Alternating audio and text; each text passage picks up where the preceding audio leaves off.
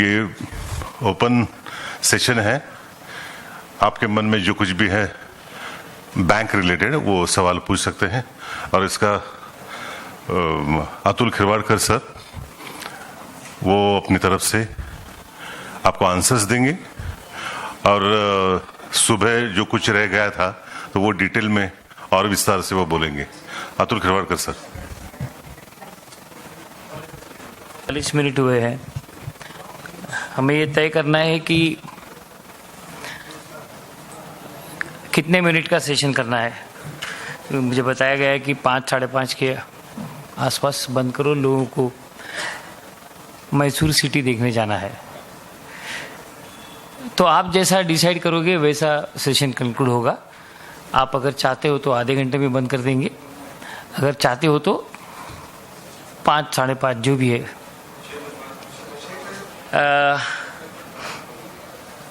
ये open session हर साल हम कंडक्ट करते हैं और नॉर्मली इस ओपन सेशन में we try to address generic questions about the sector. जवाब मैं अकेला नहीं देता हूँ, जवाब हमारे जूरी में जो मेंबर्स यहाँ पे बैठे हैं वो भी सवालों के जवाब देते हैं, क्योंकि ऐसा कोई बंदा पैदा नहीं हुआ जिसको हर सवाल का जवाब मालूम हो, एक्सेप्ट राम और कृष्णा को छोड़ के। नॉर्मली इस ओपन सेशन में पिछले 3 इवेंट्स के बाद ये चौथा इवेंट है जहाँ पे मैं थोड़ा रिव्यू लेने की कोशिश करता हूँ कि पिछले बैंकों की सेमिनार के बाद और ये सेमिनार तक क्या क्या हुआ है। अभी जो पिछली बार फरवरी 19 में those who had attended they will remember that I was talking about the financial penalties inflicted by Reserve Bank of India, and in the morning session I made a reference that the financial penalties have become a part of our life, and we are now not overtly worried about the financial penalties which are being levied. Not many of us know that the financial penalties are inflicted under certain sections of the Banking Regulation Act, and very recently, rather in the last 2-3 years, Reserve Bank of India came out with scheme of penalties. Now, if the latest scheme of penalty is about the ATMs running dry.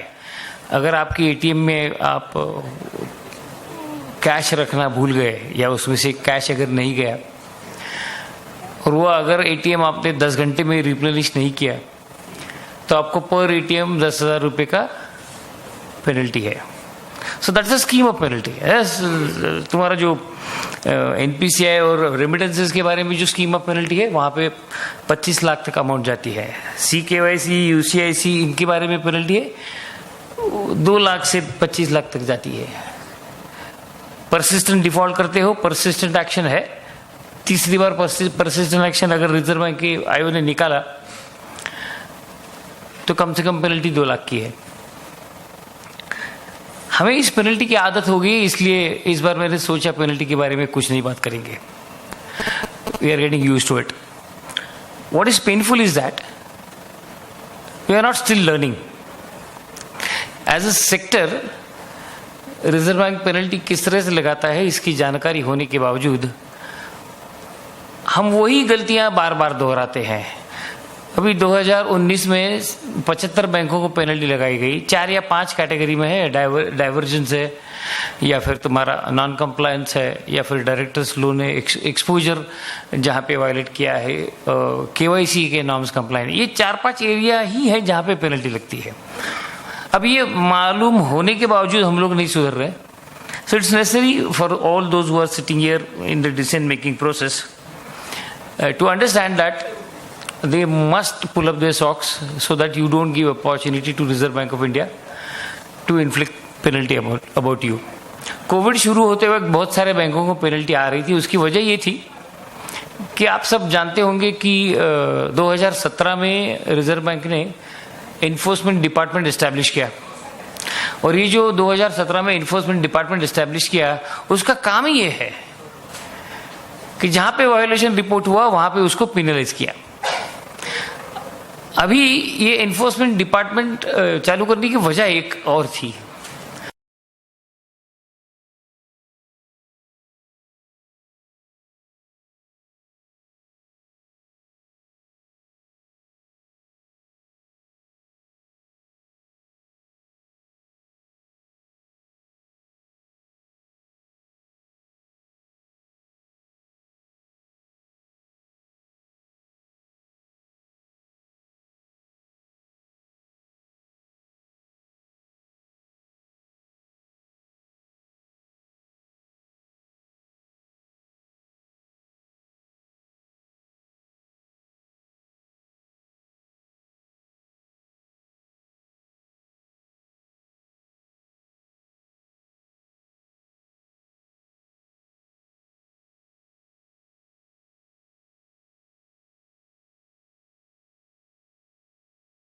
फिर show cause का conversion होता था caution letter में,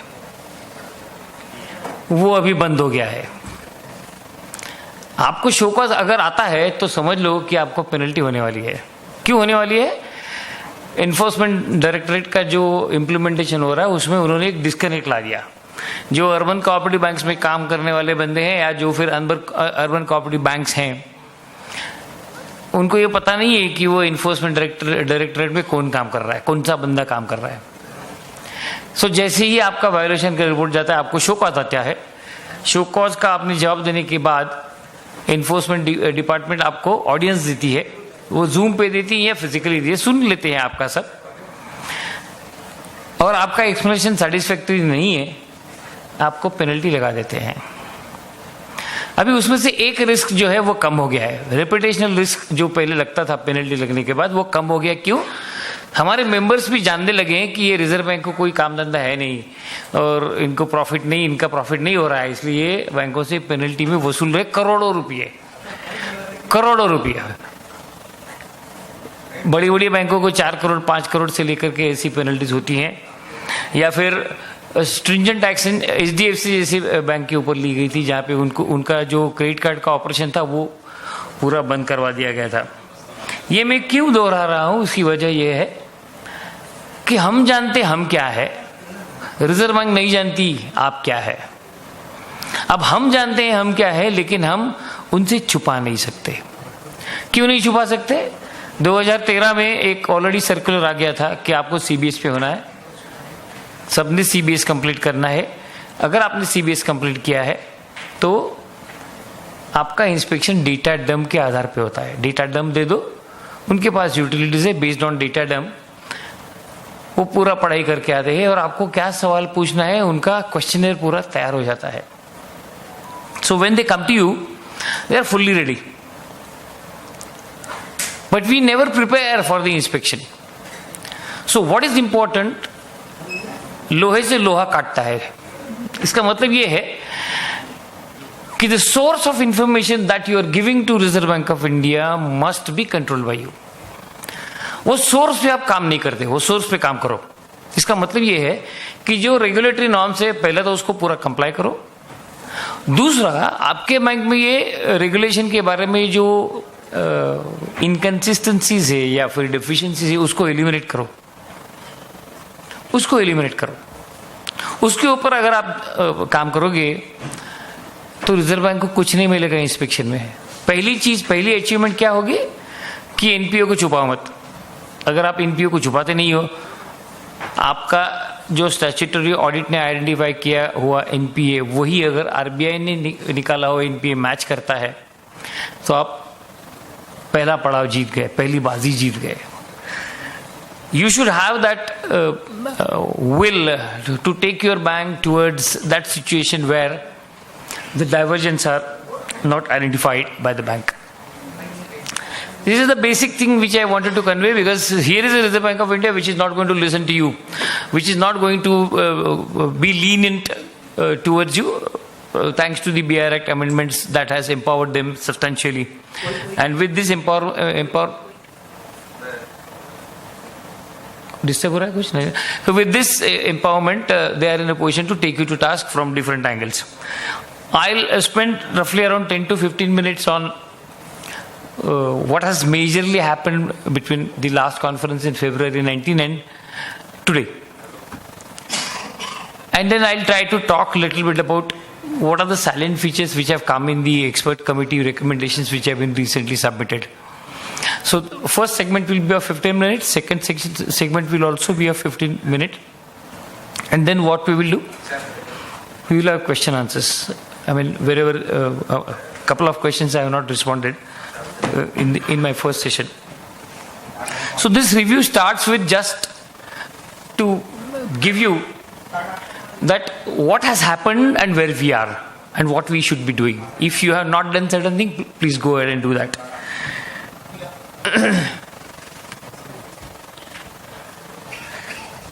फरवरी 20 में हम लोग मिले थे और हमारी बैंकों की कॉन्फ्रेंस शायद गोवा में हुई थी. वो गोवा में कॉन्फ्रेंस होने के बाद ही सर मला थोड़ा डिस्टर्ब होता है. फरवरी के बाद में जो कॉन्फ्रेंस हुई थी उसके बाद में हम लोग कोविड के पैंडेमिक सिचुएशन में चले गए 16-17 मार्च के आसपास. और उसके बाद जो रिजर्व बैंक ने किया उससे डर सा पैदा होने लगा.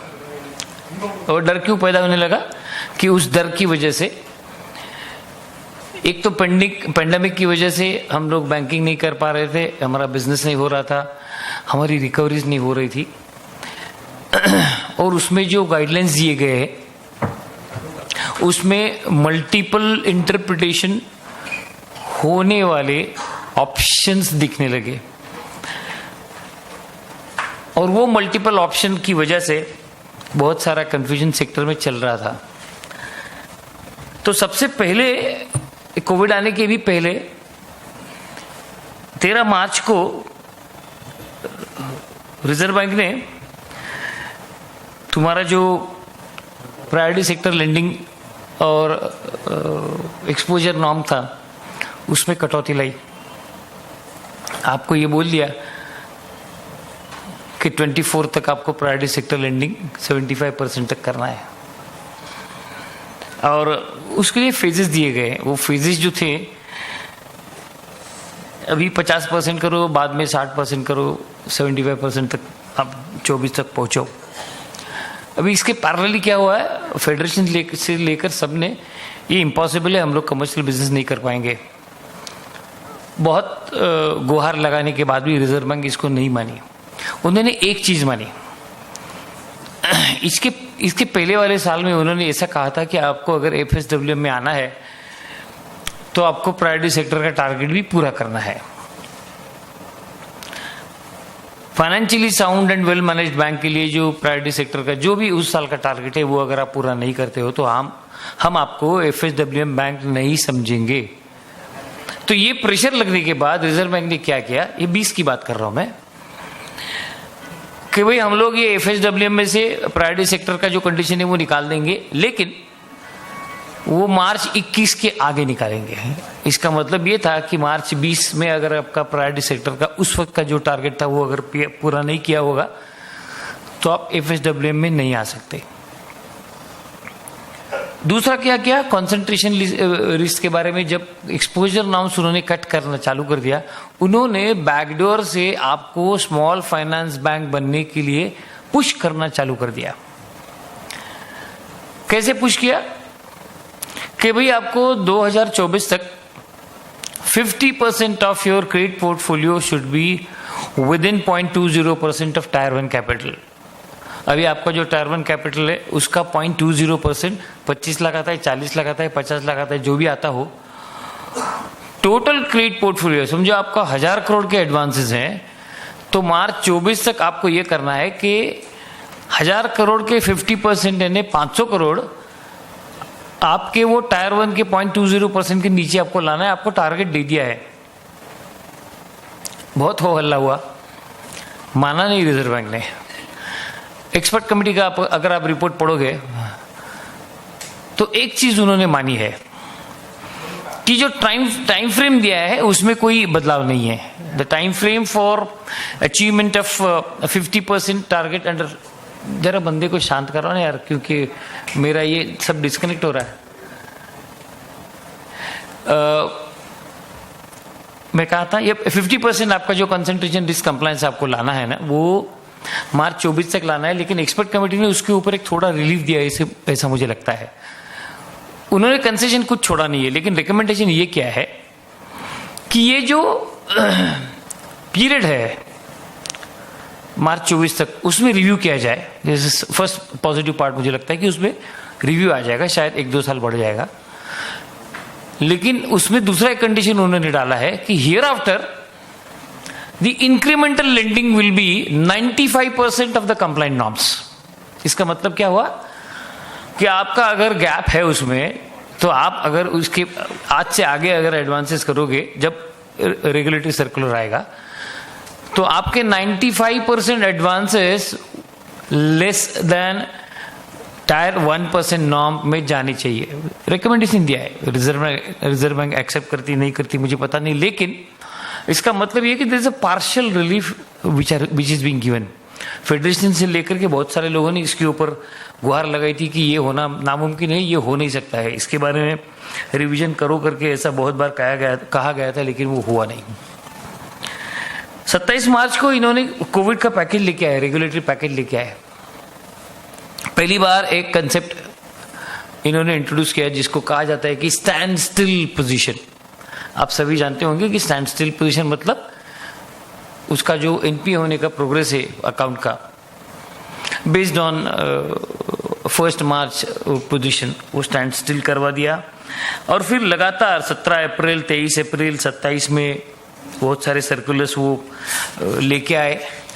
और जब ये लगा कि शॉर्टफॉल के बारे में, प्रायोरिटी सेक्टर शॉर्टफॉल के बारे में हम लोग कुछ कर नहीं सकते हैं, बैंक्स कुछ कर नहीं सकती है, तो उन्होंने 24 अप्रैल को एक सर्कुलर लाया कि अगर प्रायोरिटी सेक्टर लेंडिंग में शॉर्टफॉल अगर होता है तो शॉर्टफॉल कंप्लीट करने के लिए आपको डेडिकेटेड बॉन्ड्स में रखना है, जैसे मुद्रा है या फिर रूरल इलेक्ट्रिफिकेशन है, नाबार्ड के कुछ बॉन्ड्स हैं। लेकिन ये जो 24 अप्रैल का सर्कुलर था उसमें उन्होंने एक पैरा लिखा कि शॉर्टफॉल इन प्रायोरिटी सेक्टर इन्वेस्टमेंट अगर पूरी करनी है और इस बॉन्ड्स में अगर जाना है तो रिजर्व बैंक आपको बताएगी कितना इन्वेस्टमेंट करना है, क्या कूपन से करना है, कब करना है। इसके बारे में सेपरेट जानकारी, सेपरेट गाइडलाइंस वो देने वाले थे, कल तक नहीं दी है, कल तक दी नहीं है। इसका मतलब ये है कि जो बॉन्ड्स में इन्वेस्टमेंट करने के बाद आप प्रायोरिटी सेक्टर पूरा करना चाहते हो, वो होने के लिए रास्ता अभी तक खुला नहीं है। मैं खुद होके रूरल इलेक्ट्रिफिकेशन या मुद्रा के बॉन्ड्स या नाबार्ड के बॉन्ड्स नहीं ले सकता हूं। क्यों नहीं ले सकता हूं? सेकेंडरी मार्केट में अवेलेबल है। उन्होंने कूपन के बारे में रिस्ट्रिक्शन दिया है, क्या कूपन से आप लेंगे, और वो जब तक गाइडलाइंस इशू नहीं करते तब तक शायद जो urban cooperative banks rural area में या ऑफिशियल में काम करते हैं उनके लिए प्रायोरिटी सेक्टर कोई तकलीफ वाली बात नहीं है, लेकिन मेरे जैसी बैंक जो रियली अर्बन एरिया में काम करती है या मेट्रोपॉलिटन एरिया में काम करती है उन बैंकों के लिए तकलीफ है। उसके बाद में 14 सितंबर 2020 को एक सर्कुलर निकाला था, हमारे लिए नहीं था वो, लेकिन ये सोचने वाली बात है हम सब लोगों के लिए। उन्होंने क्या किया, 14 सितंबर 2020 को कमर्शियल बैंकों को एक सर्कुलर निकाला। क्या निकाला सर्कुलर? कि भाई ये जो आप एनपीए आइडेंटिफाई करते हो उन्हें सिस्टम पे आना चाहिए। NPA identification should be automated. हमसे तो कई गुना आगे ना public sector bank, but it was in September 2020 the first circular for automation was issued for the commercial banks.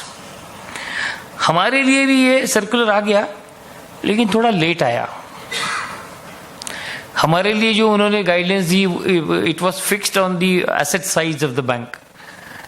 First it was made mandatory for certain value, शायद 1000 करोड़ के ऊपर या 2000 करोड़ के ऊपर 30 जून 21 के पहले, और less than 2000 crore it is before 30th of September 2020. And what? NPAs should be identified, classified, provided through CBS. अगर आपका CBS से NPA आइडेंटिफिकेशन नहीं होता है, they will catch hold of you. That is the situation. और बाकी commercial बैंकों के बारे लिए जो CRAR के गाइडलाइंस है और हमारे लिए जो CRAR गाइडलाइंस है, उसमें जो इनजस्टिस हो रहा है वो हो ही रहा है. क्यों हो रहा है, या मैं ये कह रहा हूँ कि भाई जुलाई अगस्त या सितंबर 2020 में तुम्हारा BIR एक्ट अप्रूव होने के बाद में as far as banking is concern, तुमने अर्बन कोऑपरेटिव बैंक्स को भी on par for the purpose of banking regulation act आप लेके आए. लेकिन कोविड के लिए लोन टू वैल्यू में कंसेशन कमर्शियल बैंकों को जबरदस्त दिया. पर्सनल लोन्स में ऑलमोस्ट जो रिस्क वेट है वो 35% तक लाके रख दिया, 50% तक लाके रख दिया. हमारे लिए वो रिलीफ नहीं दिया. हमने उस वक्त बहुत इसके लिए आवाज अलग अलग जगह पे उठाई है. उसका परिणाम ये हुआ है, इस बार एक्सपर्ट कमेटी ने ये एक्सेप्ट किया है कि जो आप रिवैल्यूएशन रिजर्व्स लेते हो उसको आप टायर 1 में कंसिडर कर सकते हो. अब ये टायर 1 में कंसिडर करना क्यों जरूरी है? इसी के ऊपर वो 0.20% का तुम्हारा कंपटीशन होने वाला है. Committee has recommended consideration addition of revaluation reserve into tier 1. 3-4 चीजों के बारे में हम झगड़ा कर रहे थे, लेकिन ये एक्सपर्ट कमेटी ने रेकमेंड किया है. अभी जब एक्सपर्ट कमेटी ने रेकमेंड किया है उसके 2 मायने हैं. उन्होंने आपसे कमेंट मांगे हैं, कमेंट आप दोगे, उसके ऊपर कुछ सुनवाई नहीं होगी, रिपोर्ट फाइनल हो जाएगा. रिपोर्ट वैसे भी फाइनल हो गया है. लेकिन ये मेजर रिलीफ अर्बन कोऑपरेटिव बैंकों को मिला है, और जिसके बारे में गोखले साहब जो है पिछले 4-5 साल से हम जहां पे भी मौका मिलता था इस बारे में हम लोग बात कर रहे थे. दूसरी बात जो सेंट्रल गवर्नमेंट ने कराई, वो प्राइवेट सेक्टर क्लासिफिकेशन के नॉर्म्स जो है वो अमेंड करवा दिए, जिससे हमारा रिटेल ट्रेडर का कंपोनेंट भी प्राइवेट सेक्टर में आने लगा. और उसकी वजह से तुम्हारा प्राइवेट सेक्टर का जो टारगेट अचीव करने में आपको काफ़ी सारी सहूलत होगी. और शायद वो जो नंबर्स दिए हैं वो नंबर्स अचीव करना इतना कठिन नहीं होगा. कठिन होगा लेकिन इतना कठिन नहीं होगा, क्योंकि रिटेल ट्रेडिंग का जो लेंडिंग है वो अर्बन कोऑपरेटिव बैंकिंग के पास में बहुत बड़ा है. तो यहाँ पे बहुत सारे बैंक्स ऐसे भी होंगे कि वो एक्सीड कर रहे होंगे प्राइवेट सेक्टर लेंडिंग के बारे में. That is one part of the story. 6 अगस्त 2020 में जो सर्कुलर लाया वो रिस्ट्रक्चरिंग के बारे में आया. उसके ऊपर बहुत कंफ्यूजन फिर भी था. हमारा ये मानना है कि जो रिस्ट्रक्चरिंग वगैरह करवाए हैं उसका जो डिटेलिंग है उसके ऊपर हम लोग ज़्यादा समय नहीं बर्बाद करेंगे, क्योंकि वो अपने आप में एक सेशन हो सकता है. लेकिन उसमें आपको ध्यान रखने वाली बात एक ही है कि वो जो रिस्ट्रक्चरिंग का सर्कुलर है उसमें उन्होंने एक पैराग्राफ लिखा है, बैंक जो भी एसेट्स को रिस्ट्रक्चर करने वाली है उसका सुपरवाइजरी रिव्यू होने वाला है. इसका मतलब ये है कि आपने अगर रिस्ट्रक्चर अकाउंट्स किए होंगे तो आपको ये देखना है कि आपने रिजर्व बैंक के किसी भी गाइडलाइंस का उल्लंघन नहीं किया है. That you are not violated any of the reserve bank of India guidelines is required to be seen by you. फिर 2021 की शुरुआत में risk based internal audit framework के बारे में गाइडलाइंस हैं, जिसके ऊपर धनंजय ने ये सेशन के पहले आपको कुछ कंसेप्ट्स बताए थे. उसमें बात मेरे लिए जो विचार करने वाली बात यह है, इसी समय के आसपास कमर्शियल बैंकों को भी रिस्क बेस्ड इंटरनल ऑडिट के लिए सर्कुलर इशू किया गया. ये सर्कुलर में और इसके पहले वाले कमर्शियल बैंकों के सर्कुलर में भी 2011 का रेफरेंस है. 2011 इस साल कमर्शियल बैंकों को रिस्क बेस्ड इंटरनल ऑडिट करना चाहिए, उसके गाइडलाइंस जारी किए थे. किसी भी कमर्शियल बैंक ने इसके ऊपर जिस तरह से काम करना चाहिए वो 10 साल 11 साल नहीं किया. और अर्बन कोऑपरेटिव बैंकों को ये बताया है कि आपको आगे के 12 या 13 महीने में यानी मार्च 22 तक रिस्क बेस्ड इंटरनल ऑडिट चालू हो जाना चाहिए।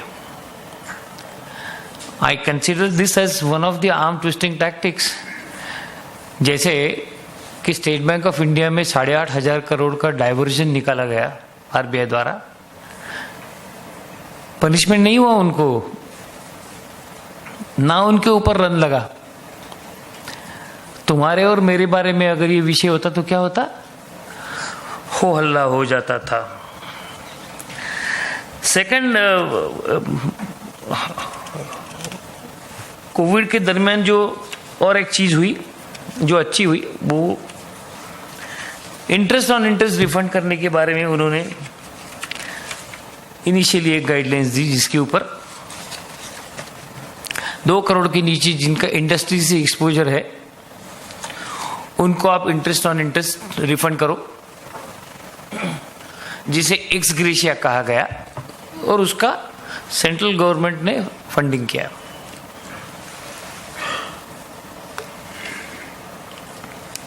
फिर बाद में सेंट्रल गवर्नमेंट ने और एक सब्जेक्ट किया, वो ये कि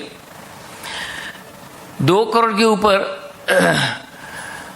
जो सुप्रीम कोर्ट की केस चल रही थी 23 मार्च या 24 मार्च के आसपास, वो डिसीजन आ गया कि 2 करोड़ के ऊपर जो है आपके बोरोवर्स, उनको भी आपको रिफंड देना जरूरी है। अभी वो रिफंड देते वक्त सीधा नहीं हुआ काम। 31 मार्च तक रिजर्व बैंक सोई रही। Somewhere around 14th April they came out with guidelines कि yes you have to give with a caveat that IBA जो कहेगा उस हिसाब से हम करेंगे। अभी पहले एक्सग्रेशिया में जो रिफंड किया उसमें सिस्टम सिंपल था। अब ये सेकंड एक्सग्रेशिया जो 2 करोड़ के ऊपर है, उसमें बहुत सारी प्रॉब्लम्स आना चालू हो गए। 31 मार्च का प्रॉफिट एंड लॉस फाइनल कैसे करेंगे, प्रोविजन कैसे करेंगे, या फिर जो कंपटीशन में लिटिल डेविएशन आईबीए ने लाया था उसको इंप्लीमेंट कैसे करेंगे, सिस्टम के द्वारा कैसे करेंगे, all this questions were there. Many banks did a good thing of factoring the general quantum into the provisioning, क्योंकि ये हिट था, this was a hit to the bank's balance sheet। कुछ बैंकों ने इसके ऊपर ध्यान ही नहीं दिया है और कुछ प्रोविजन नहीं करी है। अगर आपने ऐसा किया हो तो ये गलत चीज है, इसके ऊपर आपको थोड़ा सा खामियाजा भुगतना पड़ सकता है। अगर एक्सग्रेशिया के ऊपर आपने या तो प्रोविजन या एक्चुअल पेमेंट नहीं किया हो तो। रही पेमेंट की बात, ये जो सर्कुलर है सेकंड एक्सग्रेशिया अबाउट 2 करोड़ का जो पोजीशन है, ये कितने दिनों में इन बोरोर को पे करना है इसके बारे में कोई इंडिकेशन नहीं है। So every bank is taking its own sweet time to make the payment. जैसे कैलकुलेशन पूरा हो जाएगा इसके बारे में बैंक्स पेमेंट कर रही है। रिजर्व बैंक इस बारे में बैंकों को कुछ पूछ नहीं रही है, आपने दिया नहीं दिया, कितना दिया, कुछ नहीं है, तुम्हारे जेब में से जाने वाला है, तो इसमें रिजर्व बैंक को कोई पड़ी नहीं है। बीआर एक्ट आ गया है, हमारे सर पे आ गया है, इसकी भनक धीरे धीरे पिछले साल में लगना चालू हो गई थी। सबसे पहले भनक जो आई वो ये कि पिछले साल में एजीएम बहुत सारी बैंकों ने नहीं लिए बिकॉज ऑफ कोविड, ऑनलाइन लिए बाद में। और बीआर एक्ट का जो चेंजेस था, whatever the amendments that were made in BR act were already notified by the president of India in September 2020। तो सबसे बड़ा आइटम जो तुम्हारे एजीएम में होता है वो 2 आइटम होते हैं। एक तो तुम्हारी बायलॉस की अमेंडमेंट होती है, और पिछले साल तो ये अमेंडमेंट ऐसी थी कि हमें बीओएम के बारे में अमेंडमेंट लेनी थी, और दूसरा सब्जेक्ट था अपॉइंटमेंट ऑफ स्टैट्यूटरी ऑडिटर्स। बहुत से बैंक ये नहीं जानती थी कि आप स्टैट्यूटरी ऑडिटर की अपॉइंटमेंट बगैर आरबीआई के अप्रूवल के कर ही नहीं सकते हो, क्योंकि बीआर एक्ट अमेंड हो गया। बीआर एक्ट अमेंड होने के बाद में अगर आपको स्टैट्यूटरी ऑडिटर अपॉइंट करना है तो आरबीआई की प्रायर अप्रूवल लेना, स्पेसिफिक सेक्शन, वो सेक्शन की ये प्रोविजन है।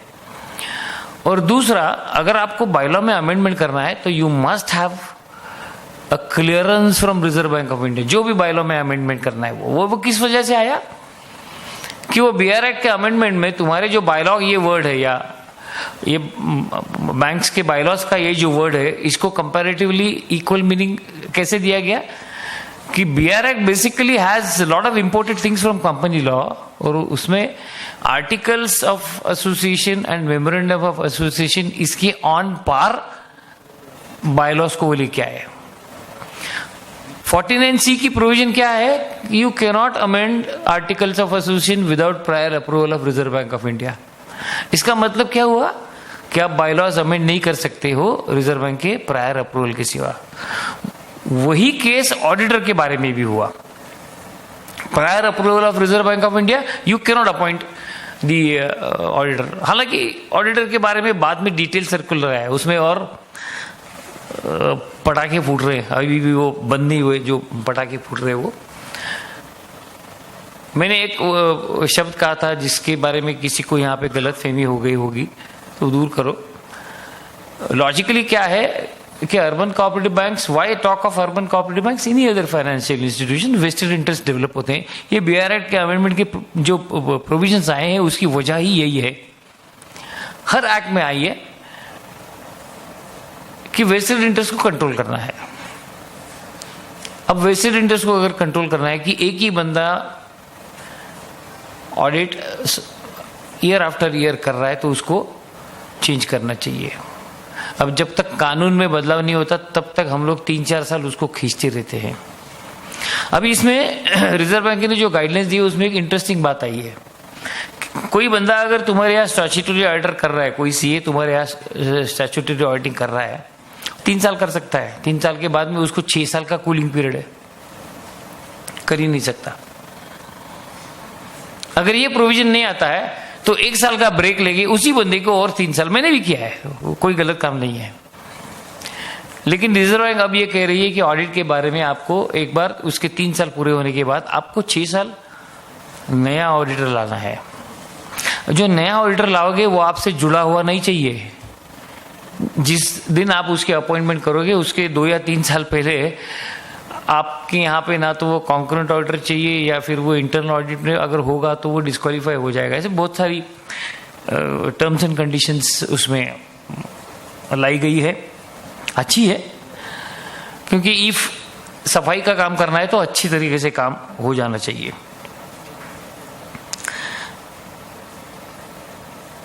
दो 2021 में 2-4 अच्छे इंस्ट्रक्शंस आए जिसमें एक तो ये स्टैट्यूटरी ऑडिट का था। रिजोल्यूशन फ्रेमवर्क 2.0 इन्होंने जारी किया।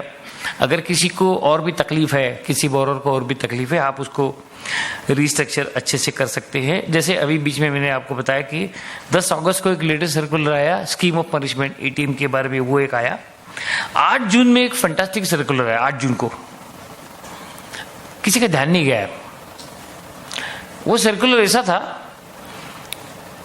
2016 में डीमोनेटाइजेशन हुआ था 8 नवंबर से 31 दिसंबर को, हम कभी भूल नहीं सकते। वो क्या सर्कुलर आया 21 में 5 साल के बाद कि भाई उस वक्त जो तुम्हारा ट्रेजरी में जहां पे भी कहीं पे कैश का काम हुआ है उसके सीसीटीवी फुटेज तैयार रखो। 5 साल के बाद। 5 साल सोए थे क्या? आप अगर टेक्निकली इसमें बात करोगे तो डिजिटल रिकॉर्ड्स के बारे में इंफॉर्मेशन टेक्नोलॉजी एक्ट के कुछ प्रोविजंस अप्लाई होते हैं और तुम्हारे फिजिकल रिकॉर्ड के बारे में बीआर एक्ट में कुछ ये है प्रोविजंस उपलब्ध है। अभी ये जो नोटों का आदान प्रदान हुआ, पुराने नोट लेके नए नोट देना, ये कहीं पे भी किसी ने सोचा भी नहीं था कि किस कानून में हम लोग ये बोल सकते हैं। कुछ छोटी बैंकें होंगी जिनके पास सीसीटीवी फुटेज ही नहीं होगा, वो तो अभी सोच में बैठ के अभी क्या करूं इसका, मेरे पास रिकॉर्डिंग ही नहीं है, तो वो क्या करे। रिजर्व बैंक ये सोचा ही नहीं ना, क्योंकि जो 2016 का जो सर्कुलर है डीमोनेटाइजेशन का, उसके 8 दिन बाद सर्कुलर आया है, हो गया 8 नवंबर को, वो 17-18 नवंबर को आरबीआई ने सर्कुलर निकाला कि इसका सीसीटीवी फुटेज रखो। 8 दिन का क्या? अभी इसकी अकाउंटेबिलिटी किसकी है?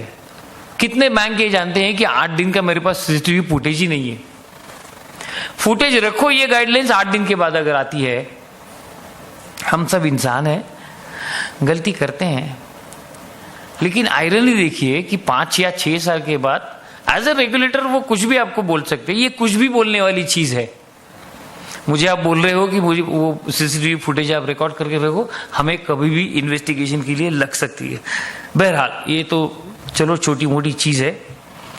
बड़ा बम धमाका हुआ 25 जून को।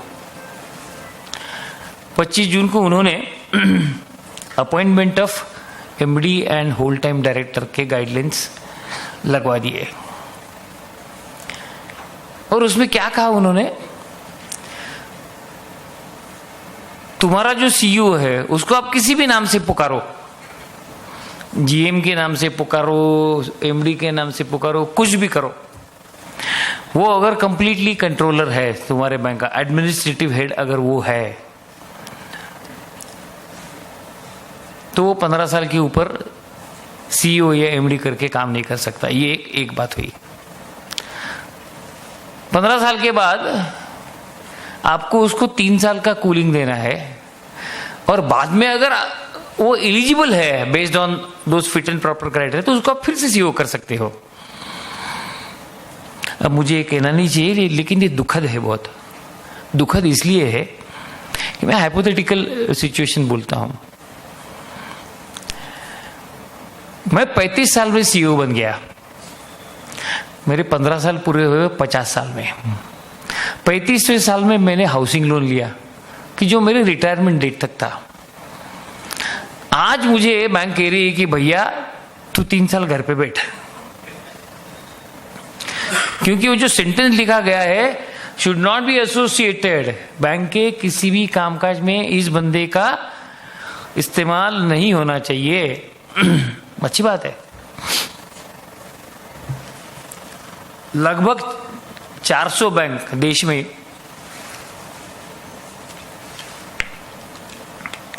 इस सिचुएशन से जूझ रहे हैं।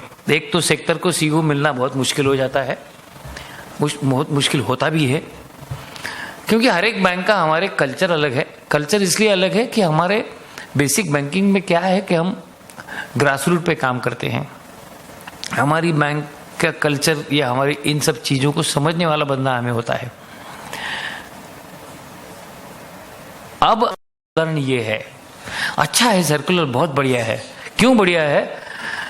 मेरा अगर पर्सनल इंटरेस्ट नहीं है ना, तो मुझे 15 साल या 5 साल के बाद भी घर पे बिठाओ। हालांकि इनिशियल अभी नए नॉर्म्स के हिसाब से अगर आप सीईओ अपॉइंट करते हो तो उसको 5 साल ही देना है। 5 साल के ऊपर आप उसको टर्म ही नहीं दे सकते हो, उम्र कुछ भी हो उसकी।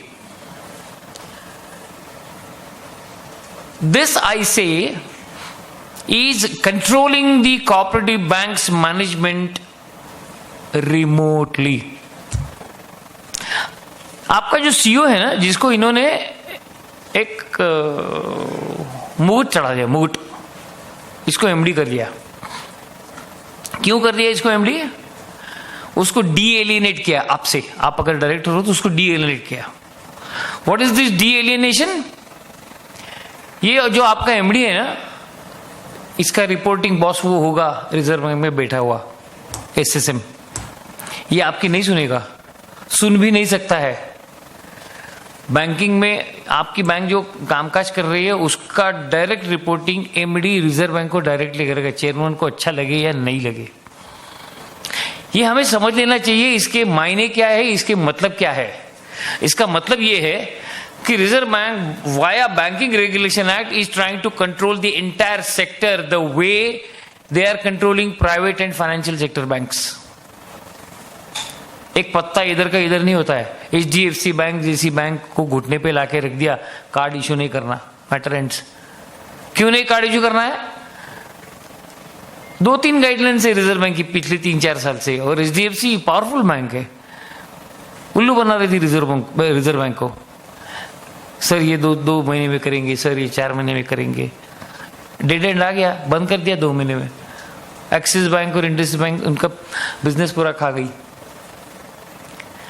हमारे लिए तो बात ही अलग है ना, हम तो लोकल लोगों के लिए हम बैंक चलाते हैं, छोटे लोगों के लिए काम करते हैं। अभी इसमें सीईओ का अगर आप इस तरह से मैग्नीफाइंग ग्लास से अटका देंगे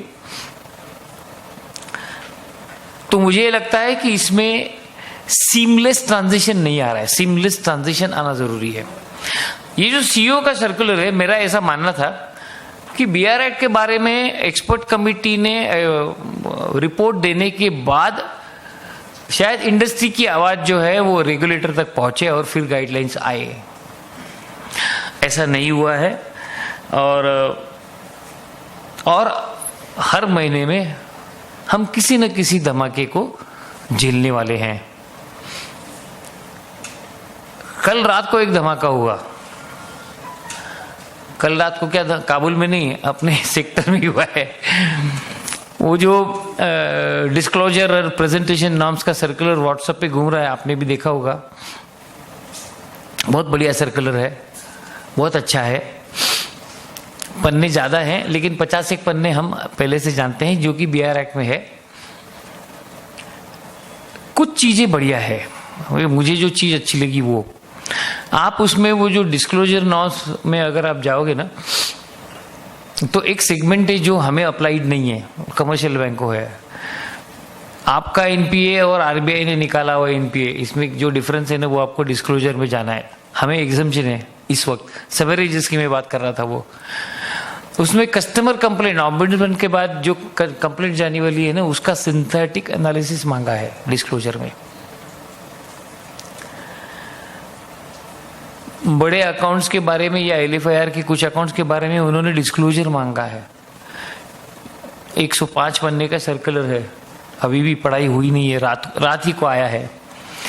लेकिन वो सर्कुलर आपको ठंडे दिमाग से पढ़ना चाहिए, बिकॉज आपका जो स्टैट्यूटरी ऑडिटर है उसकी वो पहली जिम्मेवारी होगी कि आप वो जो कंप्लायंसेस दिए हैं उसमें वो पूरे करेंगे।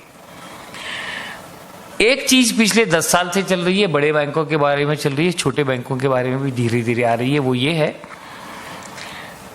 अर्बन कोऑपरेटिव बैंकिंग बैंकर्स को या बैंक्स को रिस्क मैनेजमेंट चालू करो, रिस्क मैनेजमेंट डिपार्टमेंट चालू करो। इनडायरेक्टली बोलना चालू किया है। मेरी जैसी जो 5-6 हजार करोड़ की बैंक है, पिछले 2-3 साल से हर बार जो इंस्पेक्टिंग टीम और जो बंदा आता है इंस्पेक्शन करने के लिए वो यही कहता है, boss you are with such a huge business, why don't you have a risk management department. हर बार हमने कुछ उसको अच्छा मीठे मीठे शब्दों में कन्वे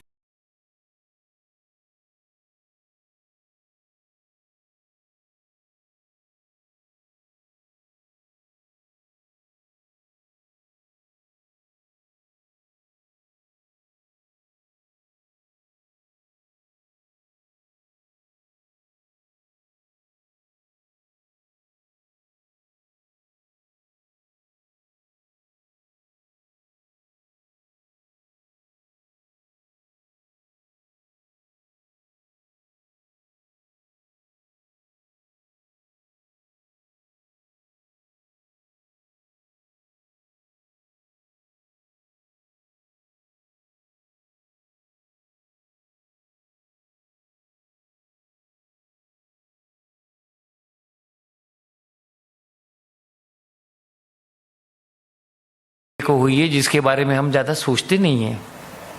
हमारे ही बंदे, हम बंदों को बना रहे हैं। Mandatory leave for employees, operational risk management, ये जो सब्जेक्ट है उन्होंने धीरे धीरे आपको रिस्क इस विषय के बारे में आपको कंप्लायंस में लाना चालू कर दिया है। धीरे धीरे धीरे धीरे they want to improve the sector. So this is Chinese method of controlling. What is the Chinese method of controlling? रोज एक बम फोड़ेंगे, ऐसा नहीं करेंगे, महीने में एक बम, फिर 4 हफ्ते हम लोग सुस्त, नया महीना आ गया और एक बम। ब्लिट्जक्रीग नहीं है, gradually they are doing this in a slow and steady manner so that you enter into a compliance culture. They have already asked bigger banks to appoint a chief compliance officer. I mean, the circular which came for implementation in 2018 for commercial banks, 3 साल के बाद हमें भी आने वाला है. हमें तो पहले आ चुका है, अभी वो सर्कुलर के बारे में नहीं है. They are sending us a private mail, private in the sense individual bank to bank mail, कि तुम्हारे ये चीफ कंप्लायंस ऑफिसर का नाम बताओ. अब मुझ में ये हिम्मत नहीं हो रही कि यार मुझे गाइडलाइंस तो बताओ, हमारे लिए कहाँ है, पंगा कौन लेगा. बता दिया एक का नाम और मैं फंस गया. जिस बंदे का नाम बताया था उसको फोन आना चालू हो गए. ये क्या है, वो क्या है, वो क्या है. Meaning thereby what we need to do is that we need to understand what is coming to us and make a preparation for that. If we are going to make a preparation, we can handle these challenges in an exceedingly better way. और एक चीज हुई है recently, उसके बारे में मेरे गुरु समान जो यहाँ पे व्यक्ति बैठे हैं उनको मैं 5 मिनट बात करने को कहूँगा. आप सब जानते होंगे कि DICC एक्ट रिसेंटली अमेंड हो गया है, उसमें कुछ एडिशंस आए हैं. ऊपर वाला रहम करे कि हमें इस एक्ट के अंतर्गत कभी जाने की जरूरत न पड़े, लेकिन हमें मालूम तो होना चाहिए ये क्या चीज है. तो रिजर्व बैंक और जिस बंदे ने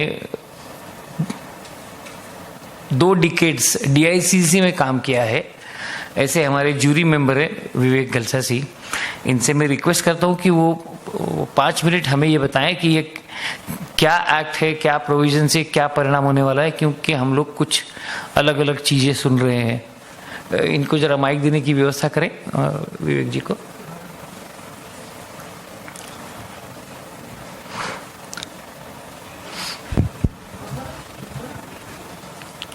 पीछे है ना, बोलती है ना.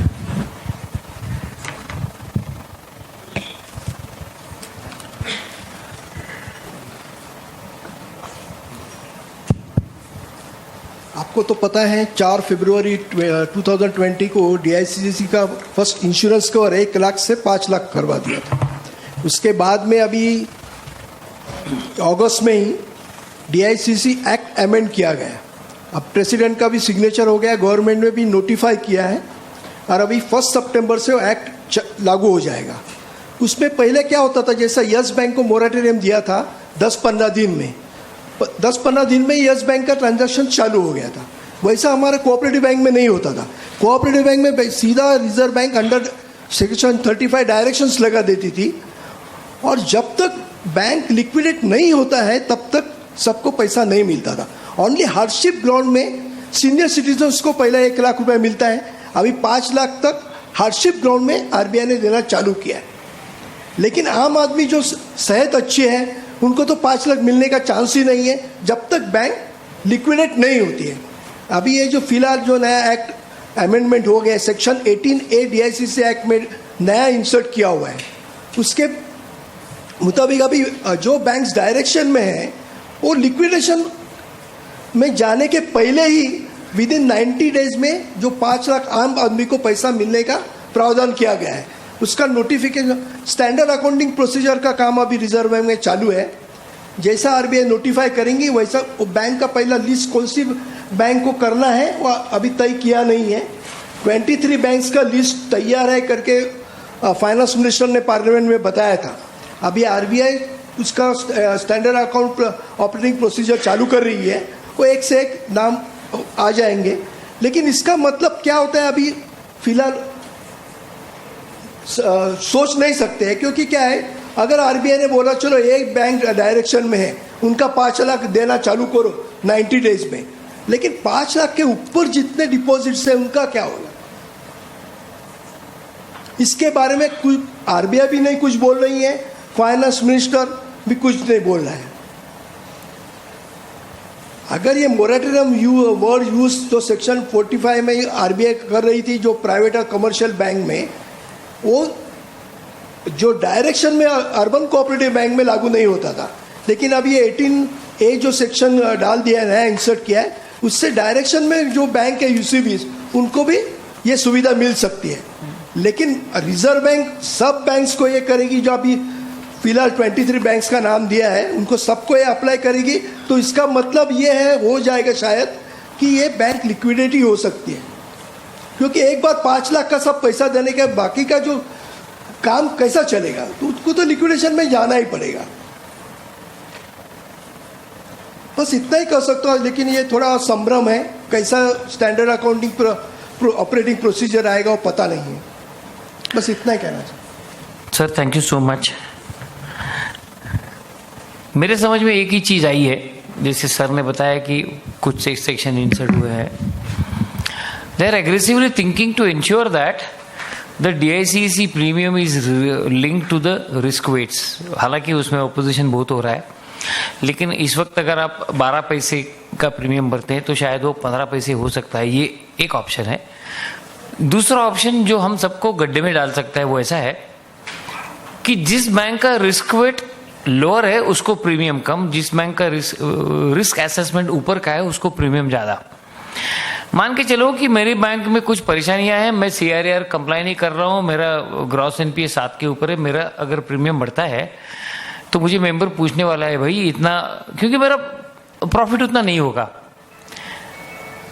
So members will come to know that I am paying high premium. It would also mean they will be able to compare what was the premium paid last year and what premium I am paying. They will come to know what is the condition of my balance sheet without you telling them. इसके लिए federation से लेकर के सब लोग इसका विरोध कर रहे हैं कि जो 12 पैसे है वही रखो, वो बढ़ाओ मत। लेकिन एग्रेसिवली अगर अदर एक्ट्स का इनेबलमेंट रिजर्व बैंक कर पाती है तो शायद रिस्क बेस्ड प्रीमियम के बारे में भी चर्चा हो सकती है। लेकिन उसमें रिलीफ एक ही चीज का है कि ये risk based premium for DICC insurance is the story which is going on for the last 20 years. It has not happened till then. इसके लिए अभी ये होगा ऐसा मुझे लगता नहीं है, लेकिन चर्चा की शुरुआत। Let us talk on this. So our federations and everybody has to be on toes. मैंने थोड़ा समय ज़्यादा ले लिया। मैं एक 10 मिनट में जो एक्सपर्ट कमेटी ने रिपोर्ट दिया है 250 पन्ने का, उसके बारे में थोड़ा कुछ कहता हूँ। आप रिपोर्ट वो पूरा पढ़िए। रिपोर्ट में 10-12 पन्ने जो है वो हमारे बारे में अच्छे लगते हैं। रिपोर्ट बहुत ही वेल ड्राफ्टेड है, covering various aspects, detail analysis है, और जो रिकमेंडेशंस किए गए हैं उसमें से बहुत सारे रिकमेंडेशंस इस कमेटी ने एक्सेप्ट किए हैं। हमें अच्छे लगते ही नहीं लगते बात अलग है, क्योंकि मैं किस सिचुएशन में हूँ और मैं उसे कैसे देखता हूँ इसके ऊपर डिपेंडेंट है। लेकिन जो कॉमन सोच थी कि भाई reserve bank of India cooperative banks को क्रश करना चाहती है, उन्होंने इस सोच को बहुत सारे छेद दे दिए हैं। वो छेद क्या दिए हैं? what are the ways that they have devised? A few ways that they have devised are really good. They have categorized the banks. There were 2 categories of bank. Now the categories of banks are 4 categories. They have categorized the same into 4 categories. इसमें जो vision के बारे में जो लिखा गया है पढ़ने लायक है। मैं उसके ऊपर ज़्यादा समय नहीं बताऊंगा, लेकिन ये जो कैटेगरीज हैं, category tyre 1, tyre 2, tyre 3, tyre 4, ऐसे 4 कैटेगरीज उन्होंने बनाई हैं। हमें टायर 4 के बारे में ज़्यादा सोचना नहीं है, क्योंकि टायर 4 10,000 करोड़ डिपॉजिट के ऊपर की जो बैंक्स होंगी वो टायर 4 में आएंगी। इस पार्ट 1। टायर 3 जो है which is between 1,000 crore deposit to 10,000 crore, और टायर 1 100 करोड़ तक है। Tier 2 between 100 crore to 200 crore है, 1,000 करोड़ है। अभी इसमें इन्होंने ब्रांच लाइसेंसिंग के बारे में वर्चुअल ऑथराइजेशन या ऑटोमेटिक रूट इन्होंने इंट्रोड्यूस किया है। मैं जो बोल रहा हूँ वो रिकमेंडेशन है। रिकमेंडेशन का मतलब इसको अभी और प्रोसेस होना है। आपके और हमारे कमेंट्स लेने के बाद रिस्पेक्टिव कमेटी इसके ऊपर विचार करेगी। RBI की एक्सपर्ट कमेटी का रोल खत्म हो गया। विचार करेगी and then they will issue the guidelines. Last time 11 years ago Gandhi Committee's report came. It was implemented over a period of 6 years. Now with a 6 years period, I don't know within how much time they will implement this. जैसे मैंने कहा कि BR act के बारे में सिर्फ 4 लाइनें लिखी हैं, बाकी कुछ नहीं लिखा है. इसका मतलब ये है one of the objectives under BR act how to implement this, इसके बारे में मुझे कुछ मिला नहीं. अगर आपको मिलता है मुझे बताइएगा. This is one part of the story. Secondly, BR act के बारे में जो एबरेशन हम लोग डिस्कस कर रहे थे वो कैसे सॉल्व करेंगे, इसके ऊपर ज्यादा हमें कुछ नहीं मिलता है. लेकिन सेक्टर को ग्रो करने के लिए इन्होंने कुछ चीजें जो की हैं वो अच्छी की है. जैसे कि ये जो कैटेगरीज की है, टायर 1 बैंक जो सैलरी अर्नर्स और बाकी सब बैंक है वो टायर 1 में रहेंगी. और टायर 1 बैंक टिपिकली लोकल और स्मॉलर एरिया की होने की वजह से इनको उनके एरिया में 10% तक ब्रांचेस हर साल इंक्रीज करने के लिए या चालू करने के लिए सब्जेक्ट टू सर्टेन नॉर्म्स उन्होंने प्रिस्क्रिप्शंस रिकमेंड किए गए हैं. बाकी जो क्राइटेरिया है, कंसंट्रेशन, रिस्क, प्रायोरिटी सेक्टर, वो उसमें कोई बदलाव नहीं है, वो वैसे के वैसे रहने वाला है. नई बैंक अगर चालू करना है तो वो 2 करोड़ से चालू कर सकते हैं, लेकिन डिस्ट्रिक्ट एरिया, स्मॉलर एरिया में जो ऑपरेट होंगी वो 2 करोड़ के कैपिटल से चालू होंगी.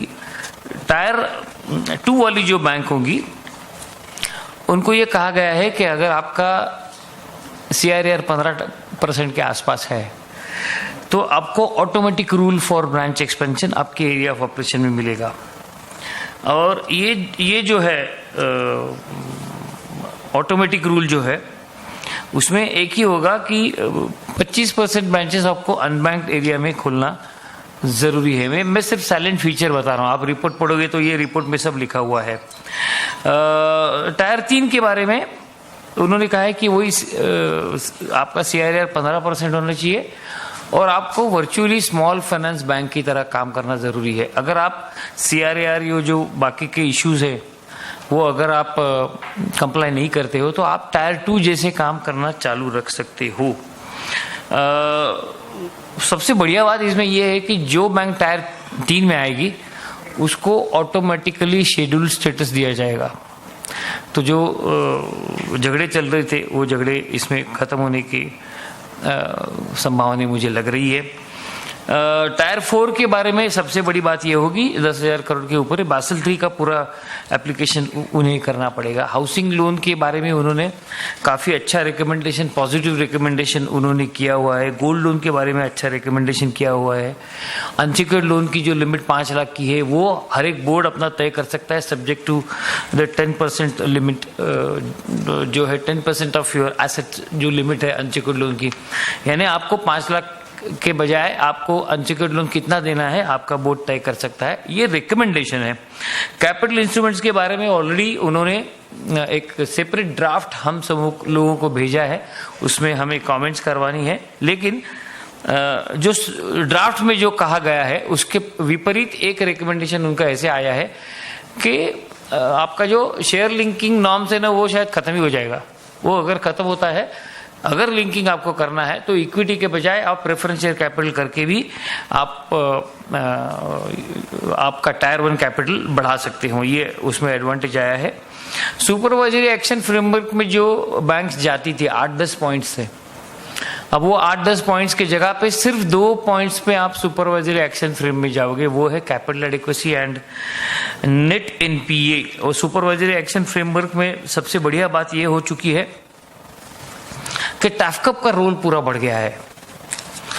टैफकप को एग्रेसिवली एक्टिवेट करना is what something that has been stated. Specially अगर रिजर्व बैंक की इंस्पेक्शन में डाइवर्जेंस बहुत सारे निकलते हैं तो वो टैफकप में डिस्कस होंगे. सो this is one of the leeway जिसके लिए हम लोग काफ़ी दिनों तक चर्चा कर रहे थे कि भाई रिजर्व बैंक के लोगों को NPA के बारे में समझ नहीं है. हम तो बिजनेस करते हैं, रिजर्व बैंक सिर्फ थियोरेटिकली इसको देखती है. तो इसमें आपको एक डिस्कशन एवेन्यू ओपन हो रहा है ऐसा मुझे लग रहा है. So all these positive things I find in the report. Do study the report because मैंने भी पूरा पढ़ा नहीं है. 250 पेज पढ़ना है अपना आजकल पढ़ने का जो ताकत है ना वो बहुत कम हो गया है. और रिजर्व बैंक उठा के 106 पन्ने का सर्कुलर भेजती है, दिमाग का दही बना देते हैं. जैसे आज का जो सर्कुलर है, हमारे जोशी साहब कह रहे थे उसमें से 50 पन्ने BR एक्ट की कॉपी पेस्ट करवा के लगवा दिए। सर्कुलर आ गया 106 पन्ने का, 50 पन्ने मत पढ़ो, जो BR एक्ट में हम करते आ रहे थे वही है। तो this is the overall situation currently we are having. वैसे ही 5:40 हो गए हैं, आपको जो भी सवाल पूछने हैं आप बताइएगा, पूछिएगा। मेरा ईमेल आईडी या मोबाइल जो भी है वो अगर आप लिख लेना चाहते हो तो जो बैंकों के लोग हैं वो आपको मेरा ईमेल आईडी और मोबाइल देंगे। आप कभी भी सवाल पूछिएगा, जवाब हम ज़रूर देंगे। अगर अभी आपको सवाल पूछना है तो वो बैंक स्पेसिफिक मत पूछिएगा, क्योंकि मैं और आज शाम को भी हूँ और कल भी हूँ। बैंक स्पेसिफिक सवाल अलग से, बाकी सब लोगों का टाइम लेने की जरूरत नहीं है। जेनरिक सवाल अगर आपको कुछ पूछना है सेक्टर के बारे में तो पूछिएगा।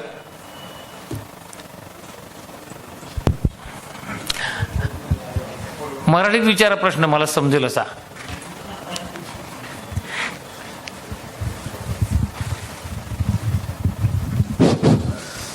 मी सुभाष बेलेकर, नाही, जिवाजी सहकारी बँक. एक मिनिट त्यांचं बोलून होईल ना, मग बोलू आपण. सुभाष बेलेकर, हां, बोला, जिवाजी बोला. सहकारी बँक, हां, इचलकरंजी, कोल्हापूर.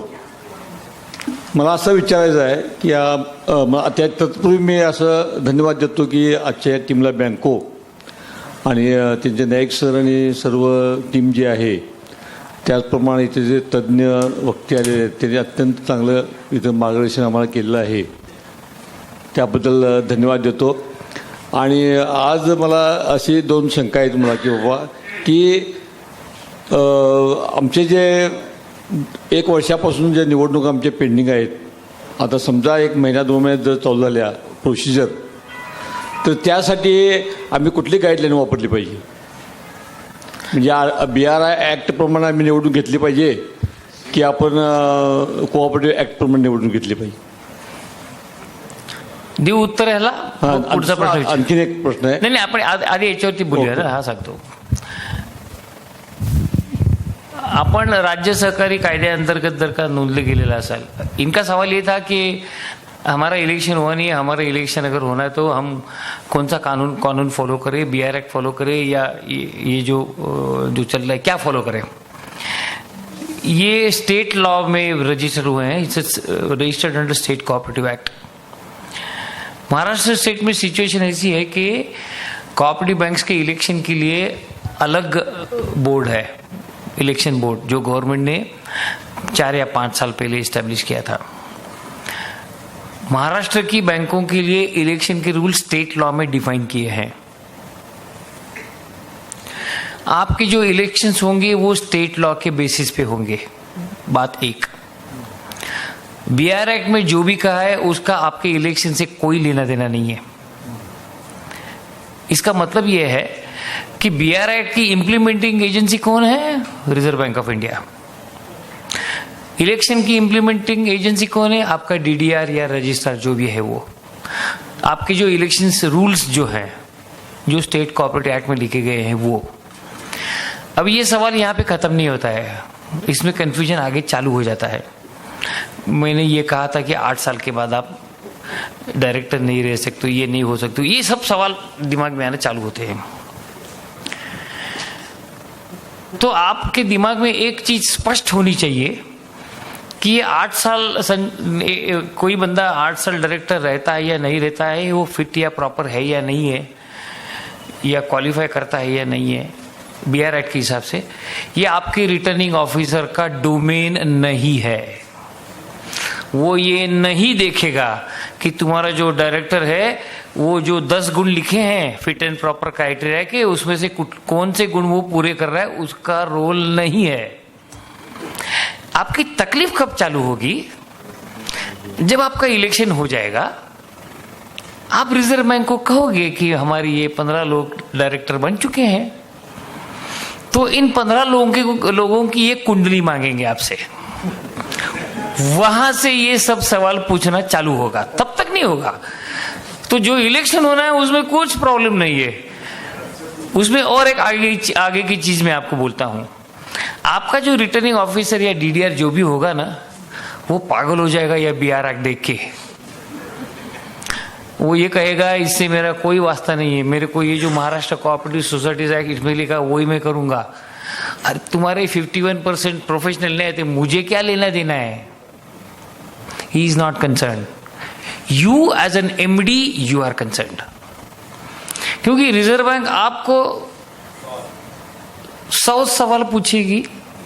जो भी 51% में नहीं हो रहा है, 51% नहीं हो गया, रिकॉन्स्टिट्यूट करो बोर्ड, 4 बंदों को निकाल दो। तो आपको क्या करना है एज एन एमडी? जब इलेक्शन प्रोसेस होगा, नॉर्मली क्या होता है महाराष्ट्र में, 2 पैनल बनते हैं। दूसरा जो पैनल बनता है, जिसको इस पैनल में टिकट नहीं मिले हैं, वो अपने 10 दोस्त लेके दूसरा पैनल बनाता है। उसको तुम्हारे बैंक का अंदर का लफड़ा झमेला सब मालूम होता है, और वो बाहर जाके वो सब लफड़े झमेले करता है। जीता नहीं है वो कभी। जो एग्जिस्टिंग बोर्ड में से बाहर जाता है ना, वो कभी जीतता नहीं है। तो रेयरेस्ट ऑफ रेयर ऑकेजन ऐसा होगा कि वो सामने वाला चुन के आ गया, यानी तुम्हारे एग्जिस्टिंग बोर्ड में से ऑपोजिशन पार्टी वाला चुन के आ गया। मुझे कोई पॉलिटिकल स्टेटमेंट नहीं करना है, मैं जो अनेक बैंकों का देख रहा हूं उसके लिए मैं आपको बता रहा हूं। अगर उसमें 51% प्रोफेशनल डायरेक्टर नहीं है, reserve bank will issue a letter after your report. या तो आप उनको नीचे बिठाओ, रेजिग्नेशन ले लो, या फिर हम बिठाते हैं। तो हमें आसान क्या है, तुम जानो, चमड़ा जानो, कुत्ता जानो, हमें क्या करना है। तो ये 15 में से किसको बिठाने का आप बताओ। तो वो बैंक के लिए घातक इसलिए है कि तुम तुम्हारा बैंकिंग का धंधा छोड़ के, रिकवरी छोड़ के इसके पीछे पड़ोगे। अभी ये जो डायरेक्टर जो बन रहे हैं ना, इनको आपको एज एन एमडी ये देखना है कि मेरे 8 लोग प्रोफेशनली कैसे, उस पैनल में से भी, इस पैनल में से भी। अगर ये तुम करने लगोगे तो बहुत जूते पड़ेंगे, लेकिन ये करने के सिवा मुझे कुछ चारा नजर नहीं आता है। You have to ensure, because you have to run the show, you are an administrative head, you are responsible for execution of BR Act, you are not responsible for execution of those election processes. मैंने आपको जवाब दिया भी और नहीं भी।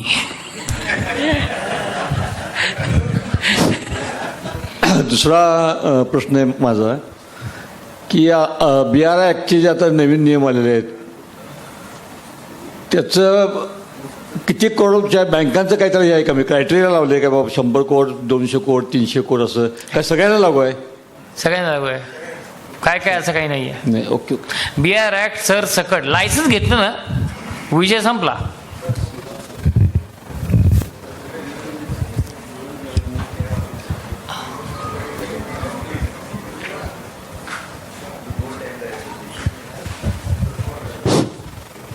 Eknath Patil, Yashwant bank. Sir आपल्या cooperative bank नाही कोल्हापूर. बरोबर. कॉपरेटिव्ह बँकेमध्ये इलेक्ट्रिक डायरेक्टर असतात. आता तुम्ही उल्लेख केला की BR Act मध्ये होल टाईम डायरेक्टर आहेत. मग ते होल टाईम डायरेक्टर अपॉइंट कसे करायचे आणि कुणी करायचे? मला असं वाटतं होल टाइम डायरेक्टर मग जे इलेक्टेड तुम्हाला अपॉइंट करता येतो. 15 लोक निवडून आल्यानंतर मी 100% कॉन्फिडंट नाही आहे तुमच्या प्रश्नाला उत्तर देताना. पण मला जे दिसतं ते असं की तुमच्या 15 निवडून आलेल्या संचालकांपैकी एक जण होल टाइम डायरेक्टर होऊ शकतो. त्याचे क्रायटेरिया दिलेत त्यांनी, काय असायला पाहिजे, काय नाही असायला पाहिजे. पण सर्वात वाईट गोष्ट कशी माहिती का, तुम्ही निवडून आलेला आहात, तुम्ही इलेक्टेड रिप्रेझेंटेटिव्ह आहात. बरोबर.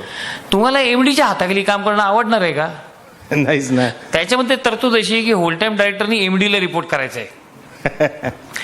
म्हणजे तुम्हाला काय निवडायला पाहिजे, फुल टाइम चेअरमन, ओके काही प्रॉब्लेम नाही, पण फुल टाइम चेअरमनचा अप्रुव्हल आणि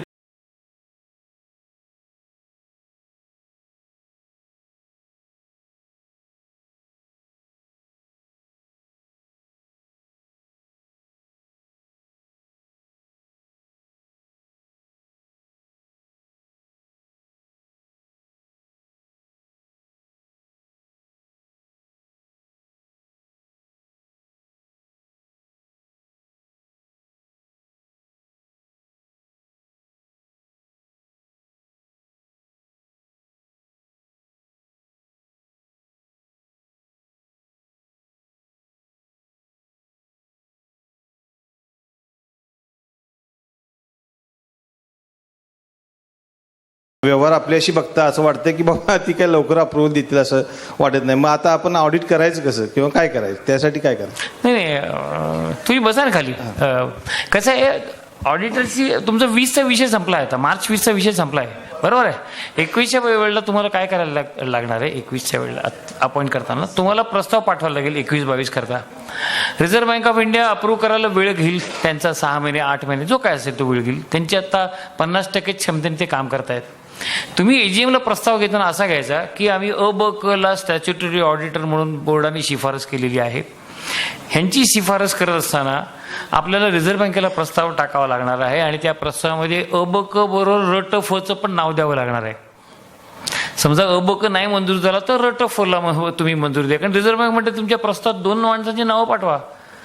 आता आपण म्हणणार की पहिला प्रेफरन्स द्यायचा, पण त्याच्यामध्ये कुठे माशी शिंगल याची गॅरंटी नाही, म्हणजे दुसरं नाव पाठवणार. दुसरं नाव पाठवल्यानंतर तुम्ही ठराव घेताना असा घ्यायला लागेल की ह्या सर्क्युलरचा रेफरन्स हा असा आम्ही ठराव घेतलेला आहे, हा असा प्रस्ताव पाठवलेला आहे, अजून मंजुरी आलेली नाहीये. आपली तर आज एजीएम आहे, त्यामुळे आपण जो प्रस्ताव पाठवला आहे तो आपण एजीएम मध्ये ठेवतो. रिझर्व्ह बँकेच्या मार्गदर्शक तत्वानुसार याच्यावरती जे उत्तर येईल त्याच्यानुसार स्टॅच्युटरी ऑडिट काम करेल. टाळ्यांच्या कडकडाटात ठराव मंजूर. दुसरा एक मिनिट, आणखी एक माझं हे आहे की आता डिव्हिडंड बाबत काय आरबीआयचं नवीन सर्क्युलर आलंय का या वर्षी? बाबा आता डिव्हिडंड द्यायला आपल्याला परमिशन दिलेली आहे, पण त्याच्यासाठी काय आलंय का? हाँ, मैं जवाब हिंदी में दूंगा, सॉरी हिंदी में दूंगा. अच्छा, ऐसा है, डिविडेंड के बारे में रिजर्व बैंक ने ओपन कर दिया है कि आप फ्री डिविडेंड ले सकते हो, बराबर है. लेकिन उन्होंने उस ओपन करते वक्त जो शब्दों का इस्तेमाल किया है वो इस तरह का है, आपको आपकी तबीयत देख के डिविडेंड देना है. फाइनेंशियली आपकी कंडीशन क्या है, आपका सीआरएआर क्या है, आपका प्रॉफिट क्या है, आपकी एनपीए क्या है. अभी इन्होंने क्या किया, तुम सबको लटका दिया. तुमको तो डिविडेंड देना था, जोर शोर से हमको देना है डिविडेंड. अब हम हमारी तबीयत का विचार किए बगैर, जैसे लड़की की शादी करते हैं, कर्जा लेकर के शादी करती है, वैसा ही अगर हम करने लगे तो इस सर्कुलर के पीछे जो भावना है रिजर्व बैंक की, उसका आप आदर नहीं करोगे. मेरे कहने का मतलब ये है कि आपको डिविडेंड उतना ही देना है जितना आपको डाइजेस्ट होता है. नॉर्मली डिविडेंड देते वक्त ये सोचा जाता है कि आप अपना प्रॉफिट में से कितना परसेंटेज आपके बिजनेस में वापस फ्लो बैक करते हो. एक्सपेक्टेशन क्या है, 30-35 तक अगर आप डिविडेंड देते हो, परसेंट प्रॉफिट के परसेंट के 30-35% तक देते हो तो अच्छा माना जाता है. लेकिन अगर आप 50% तक डिविडेंड दे दोगे, आपको सवालों के जवाब देने पड़ेंगे. तो आपको बोर्ड को भी ये सोचना है कि कितना डिविडेंड देना है, वो हमें डाइजेस्ट होगा या नहीं होगा, उसके हिसाब से हम लोग उसके ऊपर सोच सकते हैं. डिविडेंड अगर आप कम देते हो तो आपको कन्विंस करना चाहिए मेंबर्स को ये सिचुएशन क्या चल रही है. फ्रीडम कर दे दिया है आपको, अभी आपको बैलेंस ओवरऑल 360 डिग्री व्यूज ले करके आपको डिविडेंड देना है. मेरी पड़ोस वाले बैंक ने 10% दिया, इसलिए मुझे भी 10% देना पड़ेगा, मेरा बिजनेस उसके पास जाएगा. You have to find out ways and means to find this psychology. You have no choice. Sir advocate Vijay Bothra, chairman Abhinandan urban cooperative bank Amravati. सब ऐसा बीच में एक आरबीआई का सर्कुलर था कि वो छोटी बैंक है, उनके पास जो सीईओ है उनके अपॉइंटमेंट के लिए कि जो आपके पास प्रेजेंट सीईओ है वो प्रॉपर और फिट क्राइटेरिया में है क्या है, तो आप आरबीआई से परमिशन ले लीजिए, दे विल अप्रूव दैट. हमारा बैंक अप्रूव आ गया. बाद में ऐसा आया कि उसको एमडी या जो नाम देना मैनेजिंग डायरेक्टर, तो वो कितने साल के तक नहीं दे सकते, वही चलता है. ऐसा कुछ आया पीरियड उसके लिए. आप नाम क्यों नहीं देना चाहते उनको? एमडी का, सीईओ का अप्रूवल आ गया ना, सीईओ का अप्रूवल आ गया तो कहो ना उनको एमडी, बॉटल वही नहीं वो आ गया. But there is some period, ऐसा कुछ आया ना यहाँ तक आप सीईओ का नाम रख सकते करके. आप रख सकते हो, मुझे ऐसा कोई ऐसा उसमें नेगेटिव नजर में नहीं आ रहा है. नहीं वो दैट इज डिफरेंट थिंग. सब नेगेटिव का एक कोई पीरियड आया शायद उसमें कुछ कि आप 3 साल, यदि आपका ऑलरेडी आरबीआई से अप्रूव आ गया तो आप 3 या 2 साल तक. मुझे ऐसा लगता है कि वो 5 साल तक आप दे सकते हो. हालांकि मैं श्योर नहीं हूँ, लेकिन 5 साल का है. फिर से एक बार देखो, बात कर, फिर से देख के बात कर. हवा में बातें करना मजा नहीं है जी. और मैं आपको कुछ कहूँ, मैं जो भी कह रहा हूँ आपको इंडिपेंडेंट डिसीजन लेना है, आपको होश हो हवास रख के लेना है। अब मैंने बोल दिया, आपने डिसीजन ले लिया, ऐसा साहब वो तो नहीं। सर्कुलर ही है ना आरबीआई का। I know, I am not recollecting, there is a way out. शायद 3 साल है। धनंजय तो आठवत आहे काही? 3 साल का है। नहीं 3 साल है, 3 साल नहीं, दोनों चीजों में फर्क आ रहा है। और आरबीआई ने ऑलरेडी जब ये सर्कुलर आने के पहले फिट और प्रॉपर क्राइटेरिया में सीओ का अपॉइंटमेंट मांगा था, तो हमने दे दिया था, आरबीआई की तरफ से आ गया कि यू आर ए नाम has been selected as a CO which was under the fit and proper criteria. त्याच्यानंतर सर्कुलर, उसके बाद सर्कुलर आया है कि आपको, जो साहब ने सुबह और अभी भी बताया कि सीओ को आपको नाम देना पड़ेगा, मैनेजिंग डायरेक्टर वगैरह। तो उसमें एक ऐसा सर्कुलर आया, दोज हु आर छोटी बैंक अप टू 500 करोड़ और सीओ की तरफ, आरबीआई की तरफ से नाम रिकॉग्नाइज हो गया, तो आप 3 साल तक वो नाम नहीं दे सकते managing director, as a CO करके आप कंटिन्यू कर सकते। जी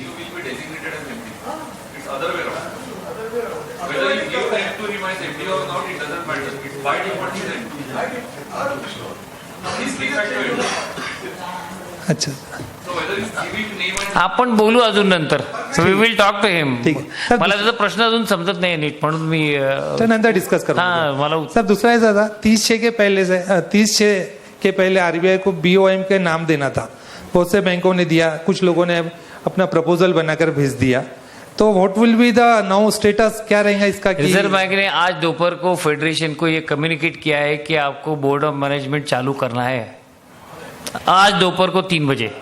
साहब लेकिन सुबह तो आप ऐसे बता रहे थे नहीं करना पड़ेगा। वो तो मेरे पास जो है ना कि साहब मैं वही बोला, सुबह और दोपहर में कितना फर्क आ गया वो कि आपको बीओएम नहीं, मैंने सवेरे जो बताया ना, एक मिनट, हाँ। सवेरे जो बताया ना वो एक्सपर्ट कमेटी की रिकमेंडेशन थी, आपने वो बताया। ये अभी रिजर्व बैंक का ऑफिशियल मेल आ गया है कि आपको बीओएम चालू करना है, so you have to continue. Thank you. हाँ हाँ sir.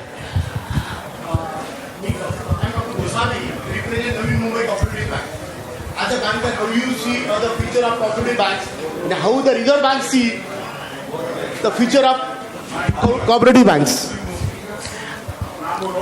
Hello, I'm Dr. S.T. Gosavi, represent Navi Mumbai Cooperative Bank as a vice chairman. As a banker, how you see the features of cooperative banks? Another way, how the Reserve Bank of India is seeing the future of cooperative banks. Is there any difference, or they have the same views? They are on the same page. They are on the same page. अगर आप ये expert committee का आप report पढ़ोगे, बहुत बढ़िया report है, excellent है, वास्तववादी चित्रण उसमें किया गया है। I mean all realistic statistical data, सब। So RBI doesn't want to kill the sector, this is one part of the story. मेरा खुद का ये मानना है कि अगर हम ये जो प्रिंसिपल रिजर्व बैंक बोल रही है उसको अगर इम्प्लीमेंट करते हैं तो कोई प्रॉब्लम नहीं है। हमारा बैंकिंग चेंज नहीं हुआ है, रेगुलेशन चेंज हुआ है, बैंकिंग रिमेन्स द सेम। और हमारे जो इथॉस है, हमारे जो प्रिंसिपल्स है, जो हम रिलेशनशिप बैंकिंग पे ज़्यादा विश्वास करते हैं, लोगों के कनेक्टिविटी नेटवर्क पे पूरा विश्वास करते हैं, लोग हमारे ऊपर विश्वास करते हैं, इसको कोई ठेस नहीं पहुंची है। हमें सिर्फ बैंक किस तरह से परिचालन करना है, बैंक को किस तरह से चलाना है, किन नियमों का और कानूनों का अवलंबन करना है, ये अगर हम करते हैं तो मुझे कोई परेशानी दिखती नहीं है। क्योंकि इस बार ऑटोमेटिक रूट के बारे में रिजर्व बैंक की रिपोर्ट में एक आर्गुमेंट उन्होंने ऐसा किया है कि automatic route is available for 2 and 3 और 1 under what conditions, you know, unless the umbrella organization stabilizes the functioning. umbrella organization क्या करने वाला है? डूबती हुई नैया को सहारा देने वाले हैं। सो umbrella organization जो कंसेप्ट पिछले 4-5 साल से चल रहा था, जिसको पिछले साल रिजर्व बैंक ने अप्रूवल दिया, वो फ्लोट होके वायबल होना, जिसमें 300 करोड़ का कैपिटल उनको इकट्ठा करना है। और कंडीशन ये है, आपको सपोर्ट कब मिलेगा कि you become one of the owner of urban umbrella organisation. तो इसका मतलब ये है कि अगर आपका बैंक अम्ब्रेला ऑर्गेनाइजेशन में कैपिटल इन्वेस्टमेंट करता है, इक्विटी लेता है, then you will get all the capital structure, technology support, training support, everything, plus with the backup of TAFCOP. So this is a beautiful scenario that is being made out. How it evolves is for everybody to सी. और इन्हीं चीजों की वजह से मुझे ऐसा लगता है कि आरबीआई के पास टाइम नहीं है तुम्हें मारने के लिए. RBI is ensuring that you grow, but grow in a methodical way, grow in a non-vested interest way, grow in a transparent way, grow in such a position that you do not bring a blot to your own sector. हम छोटे हैं, जरूर हैं, बहुत अच्छा काम करते हैं. फाइनेंशियल इंक्लूजन का जो काम अर्बन कोऑपरेटिव बैंक ने किया है वो 50-50 साल की बैंकें, वो बड़ी बैंकें नहीं कर पाई है. हमने वो करके दिखाया है. तो मुझे ये बिल्कुल नहीं लगता बहुत बड़ा टाइम अपने पास है.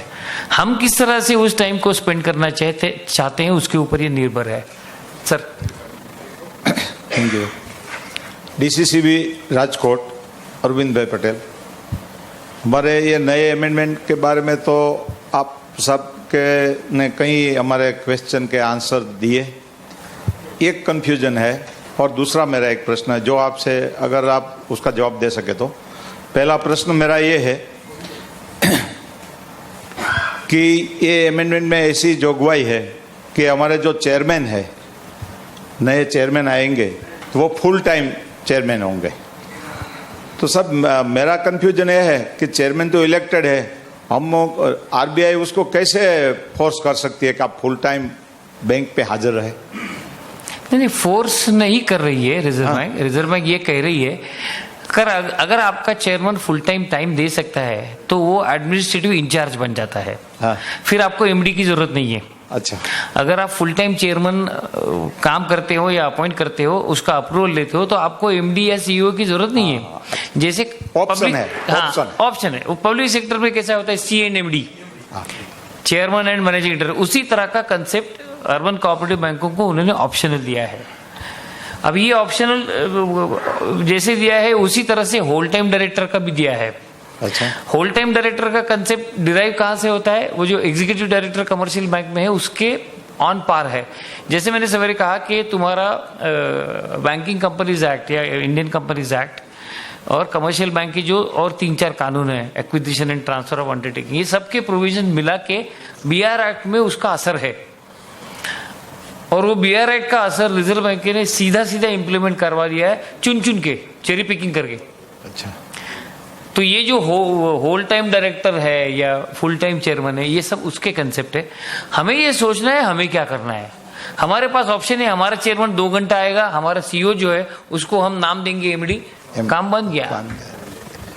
और दूसरा मेरा क्वेश्चन है साहब कि हमारी जो प्राइमरी सोसाइटी पैक्स है या तहसील लेवल की सोसाइटी है, वो अपना सरप्लस फंड अगर सहकारी बैंक में रखती है तो उसमें जो इंटरेस्ट मिलता है तो एटीपी के हिसाब से वो टैक्सेबल है या नहीं. अरे यार, ये बहुत गलत सवाल पूछ लिया आपने. क्योंकि ये इनकम टैक्स का है, लेकिन मुझे मेरा ये मानना है. आपने ऐसा बोला कि कोई भी क्वेश्चन कर सकता है, इसलिए नहीं, बिल्कुल सही बात है, बिल्कुल सही. I am sorry. लेकिन ये जो है ना, ये किसी अच्छे टैक्स बंदे को पूछ सकते हैं. धनंजय जी भी कोई भी जवाब दे सकता है, तो हम जानना चाहते हैं. लेकिन ये थोड़ा टेक्निकल होता है. बोल ना, तुला सांगता येत असेल तर.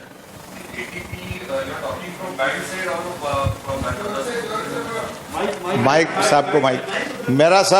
मेरा क्वेश्चन ये है कि हमारी जो प्राइमरी सोसाइटी है, पैक्स है या तहसील लेवल की कोई सोसाइटी है, तो हमारे राजकोट के हमारे कोऑपरेटिव यूनियन के चेयरमैन भी मेरे साथ है. तो हमारा जो सरप्लस फंड है तो हमारी डीसीसीबी में हम रखते हैं. तो मेरा ख्याल तो ऐसा है कि उसका जो इंटरेस्ट हमें मिलता है डिपॉजिट का, वो टैक्सेबल नहीं होना चाहिए एटीपी के हिसाब से. आपकी क्या राय है?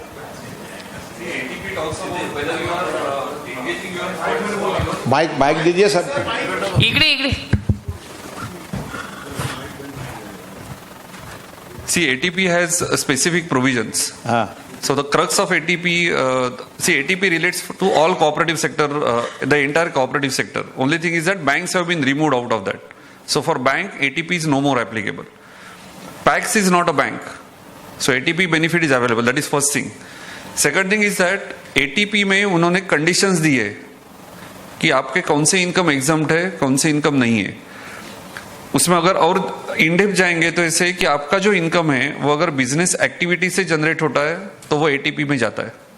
अगर वो नॉन बिजनेस एक्टिविटी से जनरेट होता है तो नहीं जाता है. उसका एक सिंपल एग्जांपल देता हूं. समझो पैक्स ने एडवर्टाइजमेंट के लिए बोर्ड का जगह दिया किसको, तो वो बिजनेस नहीं है, तो उसका इनकम जनरेट होता है, वो तो टैक्सेबल है, उसको एटीपी नहीं मिलता है. जैसे हाउसिंग सोसाइटी में भी होता है कि जो हाउसिंग सोसाइटी का इंटेंट है वो छोड़ के अगर इनकम हो गया तो नहीं होता है. पैक्स में सेम लॉजिक है. आपको एटीपी लेने के लिए प्रूव क्या करना चाहिए कि पैक्स का जो आपका ऑब्जेक्ट क्लॉज है जो फॉर्मेशन करते हैं, तभी आपको इन्वेस्टमेंट उसमें होना चाहिए सरप्लस का. तो मेरा तो सीधा सवाल है सर कि हमारी कोऑपरेटिव यूनियन है, डिस्ट्रिक्ट कोऑपरेटिव यूनियन, तो हमारे पास तो एजुकेशन फंड का ही इनकम है. हाँ, वो कोई कॉमर्शियल इनकम नहीं है. नहीं है ना, तो फिर भी असेसमेंट में वो टैक्सेबल हुई है. असेसमेंट पे अभी चीज डिसाइड ही नहीं होते. आपको एपेलेट या हाईकोर्ट तक जाएंगे तभी डिसाइड हो जाएगी.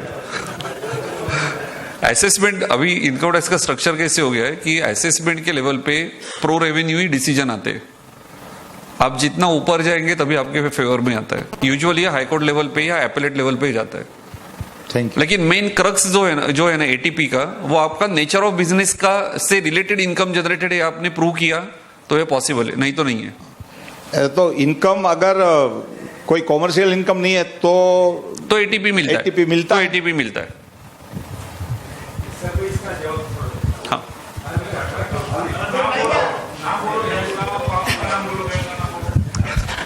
I am B.R. Sawant, Chartered Accountant, Director of Navi Mumbai Cooperative Bank. In Maharashtra, I am handling a number of cooperative credit society ATP issue. Sorry. तो ATP का इशू ऐसा है, income earn by cooperative society by providing credit facility to the members, that income is exempt. As far as जो interest का आपका income आता है उसमें दो टाइप होते हैं. मैंडेटरी इन्वेस्टमेंट आपका क्या है, जैसे कि रिजर्व फंड आप इन्वेस्ट करते हो, दैट इज वो तो कंपलसरी इन्वेस्टमेंट है. वो इन्वेस्टमेंट किया नहीं तो you can not run your society. So whatever mandatory investment किया है उसका जो इंटरेस्ट मिलता है that is also treated as a income received on providing credit facilities. उसमें दूसरा एक पार्ट आता है, अपार्ट फ्रॉम मैंडेटरी इन्वेस्टमेंट जो सरप्लस इन्वेस्टमेंट रहता है कोऑपरेटिव सोसाइटी के पास. अगेन ये सरप्लस आप कोऑपरेटिव अर्बन बैंक या डीसीसीबी में इन्वेस्ट वो सोसाइटी करती है, वो जो सरप्लस इन्वेस्टमेंट का जो इंटरेस्ट आता है it is not received out of circulation of working capital among activity of cooperative society. इसलिए सरप्लस इन्वेस्टमेंट का इंटरेस्ट है तो उसके ऊपर टैक्स लगता है. उसमें सुप्रीम कोर्ट का एक डिसीजन है, गेट्स इंडिया प्राइवेट लिमिटेड, वो और एक there is one more decision also, उसके बारे में बात में आपको बताओ. वो हिसाब से अगर सरप्लस इन्वेस्टमेंट का इंटरेस्ट है तो उसके ऊपर आपको टैक्स देना पड़ेगा. लेकिन आपका मैंडेटरी इन्वेस्टमेंट है और उसका बैज मिलता है तो there are number of supreme court decision also as on today, उसके हिसाब से उसके ऊपर आपको इंटरेस्ट नहीं लगेगा. Thank you. ठेव तुझ्याकडे. मुझे लगता है 6:15 बज गए हैं.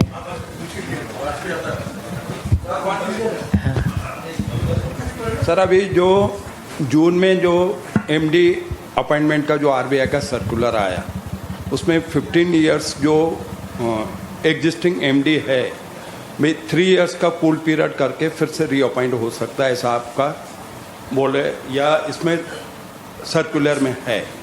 तो ये जो सर्कुलर आया समझो विथ 25 जून को आया, तो ये एप्लीकेबल नेक्स्ट होना चाहिए एग्जिस्टिंग को, ये अनजस्टिस होगा, इसके बारे में आपका क्या बोलना है? सर ये मेरे को भी एप्लीकेबल है. मैंने पर ये अनजस्टिस है ना, जो रूल कब आया, अभी आया, वो कब अप्लीकेबल होना, नेक्स्ट वाले को होना। सुनो ना, हाँ, आपका सवाल सही है, ये परेशानी मुझे भी है क्योंकि मुझे भी 15 साल हो रहे पूरे। तो इसमें कुछ छत्तीसगढ़ में और यूपी में, राजस्थान में कुछ इंडिविजुअल्स कोर्ट में गए हैं जहाँ पे कोर्ट ने स्टे दे दिया है। अभी दुख की बात यह है कि ये जो स्टे आया है इसी को सब सीओ सेलिब्रेट कर रहे हैं। क्यों सेलिब्रेट कर रहे हैं? कि अभी इसको तो स्टे आ गया, अभी कब आएगा पता नहीं। लेकिन ये स्टे किस वजह से आया है ये हमें जानना जरूरी है। ये स्टे इन तीनों कोर्ट में, राजस्थान, छत्तीसगढ़ और लखनऊ, तीनों जगह पे जो स्टे आया है, इसकी वजह यह है कि उन्होंने काउंटर पार्टी को नोटिस दे के 2 महीने का टाइम दिया है। काउंटर पार्टी कौन है? Reserve bank of India. Chhattisgarh court का अगर आप जजमेंट पढ़ोगे, बहुत बढ़िया जजमेंट है। वो ये कहते हैं कि this is constitutional violation and reserve bank of India can not do this. एकदम इंटरेस्टिंग, बहुत अच्छा लगता है जब भी कोई रिजर्व बैंक पे स्ट्रिक्चर्स देता है ना। हमारे इंस्पेक्शन रिपोर्ट में तो आती ही है, लेकिन अगर कोर्ट स्ट्रिक्चर लाता है तो बहुत अच्छा लगता है कि यार इनको कोई तो भी सबक सिखाने वाला मिल गया। लेकिन this is one sided, therefore there is only stay. It has called for detail explanation from submission from reserve bank of India. सीधा और आसान इसको कोर्ट 2 मिनट में उड़ा सकता है, including that of the Karnataka high court judgment about the BOM। 2 minute में उड़ता है वो भी इसी वजह से काउंटर पार्टी आर्गुमेंट के लिए स्टे दिया है। We need not celebrate that because it has no merit. All these 3 stage has no merit. Why there is no merit?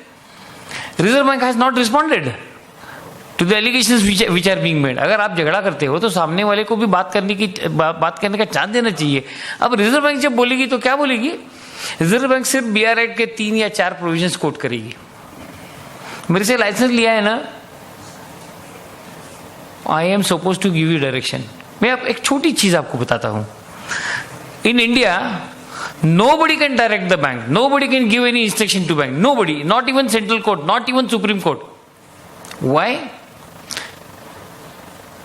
पिछली बार ये जो एक्सग्रेशिया का गवर्नमेंट ऑफ इंडिया ने किया कि 2 करोड़ के नीचे जो लेंडिंग है उसको आप इंटरेस्ट ऑन इंटरेस्ट रिफंड करो करके, पिछले मार्च की स्टोरी है। आपको पता है वो गाइडलाइंस आने के बाद में कोई भी कमर्शियल बैंक ने उसके ऊपर एक्शन नहीं लिया था। उन्होंने नोटिफिकेशन जारी किया सेंट्रल कोर्ट ने। जिस दिन रिजर्व बैंक ने 2 पैराग्राफ का सर्कुलर लिया कि ये सेंट्रल गवर्नमेंट ने जो कहा है वो करो, उस दिन बैंकों ने किया। क्योंकि अगर आप BR एक्ट पढ़ोगे तो उसमें जो सेक्शन 35 एंड 35A जो है वो अगर आप पढ़ोगे तो जो मैं कह रहा हूं उसका आपको मतलब समझ में आ जाएगा। एक्सक्लूसिव अथॉरिटी है, एक्सक्लूसिव। इनजस्टिस है या नहीं ये सब दूर की बात है sir. He is the regulator, he is not a banker. So उनको क्या देखना है कि सिस्टमिक रिस्क क्रिएट ना हो। वो रेगुलेट क्यों करते हैं? हम लोग दुनिया के पैसे लेके धंधा करते हैं ना सर। तो they would like to control it in a proper way. क्योंकि दुर्घटनाएं हुई है, हमारे ही कुछ बंधुओं ने की है ना। क्यों रिजर्व बैंक स्ट्रिक्ट हो रही है? वजह ये है, इसमें उनके इंटेंशंस बिल्कुल साफ है। सेक्टर बिल्कुल धुल के सफेद हो जाना चाहिए। तो इनजस्टिस का जहां तक सवाल आता है, मैं आपके साथ हूं, ये रिजर्व बैंक ने करना नहीं चाहिए। लेकिन legally they are 100% correct. Yes, thank you.